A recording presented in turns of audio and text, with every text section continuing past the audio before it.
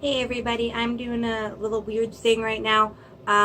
It is actually the 24th of February, so it's not quite over yet, but I'm starting my monthly wrap up now because I got books that got to get back to the library that I can't renew anymore.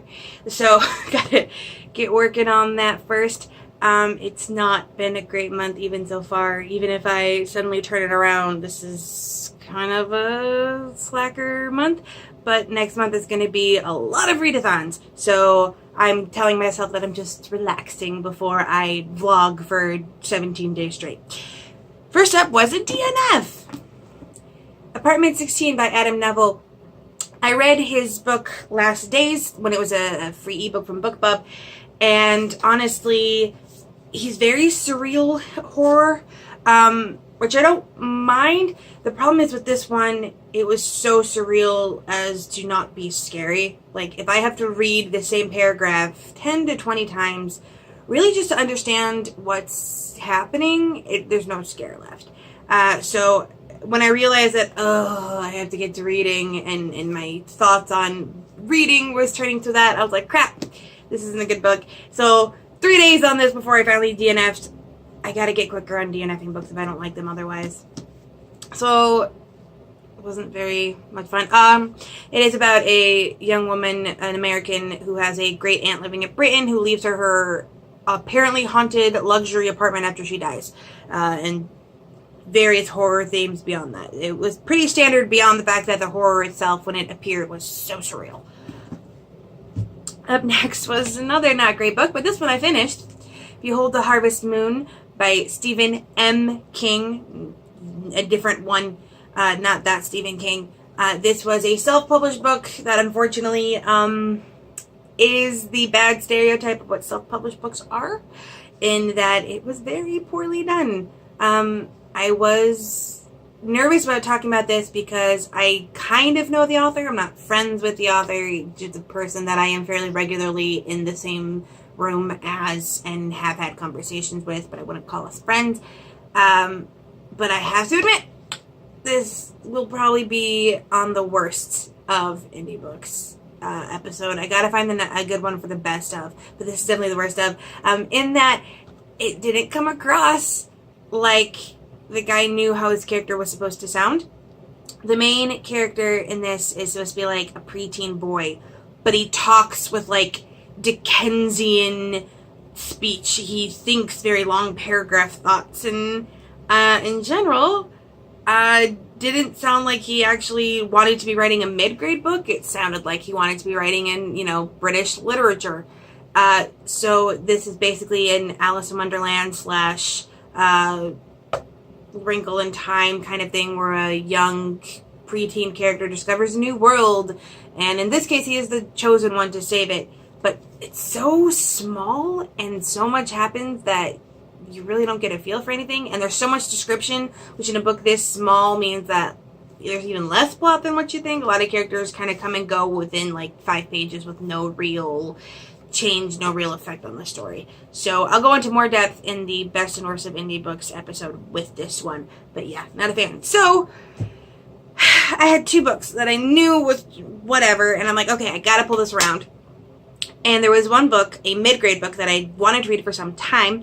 I listened to the first chapter as it was read aloud to the kids that I work with in library, and I thought, this sounds like an awesome concept and the perfect thing to rally. Restart by Gordon Corman. I loved this. This came out in 2017, I believe. It is mid-grade. It is the best use of amnesia in a plot I have seen in years. A young boy, Chase Ambrose, wakes up in the hospital after falling off his roof with a case of total amnesia. But the mystery isn't who is he, what's his identity. It's actually basically who is he now versus who he was before, because he gets the feeling that his family is kind of keeping something from him at first. And he goes home, then he goes back to school, and he realizes that a lot of kids don't even want to look him in the eye. They don't want to be around him. He has a half-sister that's scared of him, and he realizes he was the school bully. and a major one. He bullied a kid so bad that the kid had to switch schools. And it's this whole him finding out with horror all the horrible things he did beforehand, and basically realizing that that's kind of him, but also not him, because he doesn't really have those memories. But if they come back, will he become that person again? Every point of view character in this is not an elementary schooler, a middle schooler. So we're talking like 11, 12, 13-year-olds. But the themes are so incredibly deep that you get into it. Like, you are so invested in his character development. You are so invested in him actually turning it around. So it is essentially amnesia used for character development as a character study, as opposed to one of those generic amnesia thrillers. It was fantastic. I know the 5th graders in the school I work with actually have had to do like a book club thing reading this. So there's definitely a lot that kids can unpack, but as an adult, it still can get you. So this, I was happy. This is probably my favorite of the books I read this month. And I read some other nice ones, but like, it's a struggle bus. Next up, this was for my Pop Sugar challenge to read a ghost story. The Dead House by Billy O'Callahan. Really standard fare in concept. This art dealer, which the synopsis just says dealer, so I thought it meant drugs. But no, he's an art dealer. And one of the artists whose paintings he sells finds this cabin in Ireland, and it ends up being haunted and things happen. It's pretty standard. There's a Ouija board involved. What makes this one stand out versus some other in the genre is that it's very placey. It's set in Ireland, and if you couldn't tell from his name, Billy O'Callahan is Irish. So it's very much set on that backdrop. And it's got a lovely open-ended ending. You know what I mean. It's open-ended. That works really well with ghost stories that I loved. How maybe not everything's that great at the end. There's some hints that it's not.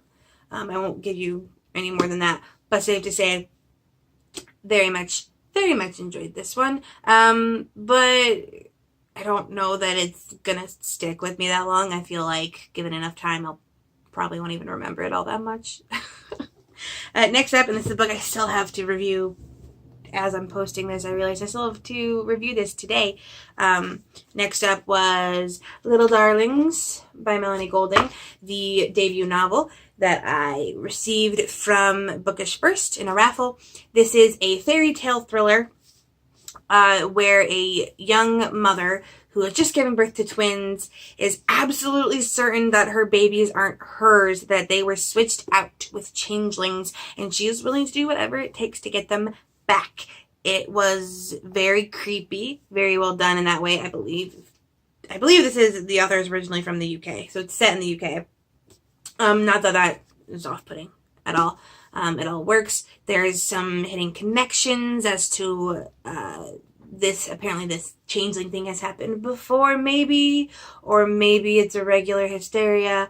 There is a bit of LGBT representation in that the only police detective that is willing to take the mother seriously is also bi and has a crush on a reporter, and as a result maybe tells the reporter more than she should.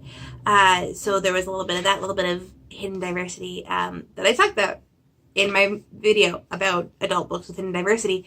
So I definitely liked this a lot. Great debut. Read fairly quickly. I mean, granted, I don't race through the books I review. I tend to stop every 10 minutes or so for notes. I definitely wanted to punch some characters in the face, which usually is a good sign that you've written some good antagonists, because I literally wanted to punch a character in his stupid face. But beyond that, so this is the part where I'm going to magically snap my fingers and look different, because it'll be the last part of the month. Ta-da! Don't I clean up nice? I'm also coming down with something, so if you hear to my voice, my apologies.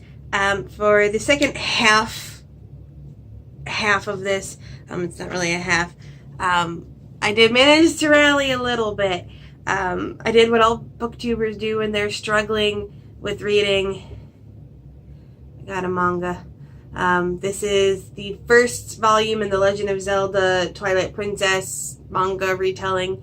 A lot scarier than the game. It's not quite as like kiddish, not quite as cartoonish, so like the monsters are a little bit more terrifying, and Link talks.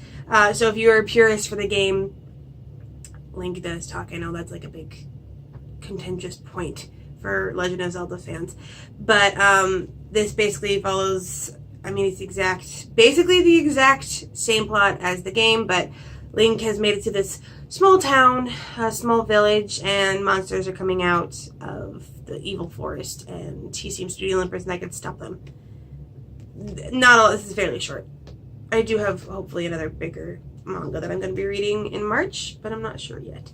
So that was pretty much it for the extraneous things I read. And now for the reason that I was struggling so much this month.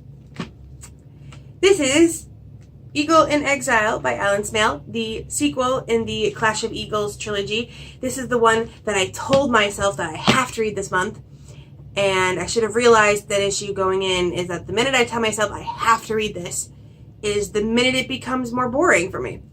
I'm still working on pushing through that. I am not one of those people that can like be like, all right, here's my month TBR, so I'll read all of these books in this list. I can't do that. Yet I'm doing it to myself again in March. But this was a struggle, mostly because it wasn't what I was expecting it to be. The first book sets up this big bad coming threat. And I assumed that, oh, this big bad coming threat was not going to come in the sequel, it's going to come in the third. So the sequel is just going to be, you know, point A to point B, right? And then I went to the library and I picked this up, and it's 150 pages longer than the first one. And stuff happens. Big plot points happen. Main characters from the first book die. There's new antagonists. There's way new trials and tribulations. I was like, oh, I was not prepared for this. I did enjoy it. Like, I am excited to read the third for the sequel-a-thon in late March. But it took a lot more mental focus than I was expecting, which is on me probably. I can't expect all sequels and trilogies to be the boring point A to point B book. In fact, they're not supposed to be. If you do it well, you're not supposed to have a book that you can basically just skip and still understand what's happening in the third. But I overreached a little bit with this one. And then I'm going to be overreaching a lot with the readathons this month. I'm going to be doing a 2 readathons, TBRs for them, vlogs for them. I'm also hopefully going to be getting 2 reviews in this month. So I got a lot of content coming up in the month of March. So hope you're looking forward to that. And with nothing else to say, I hope you have a wonderful day and a marvelous tomorrow.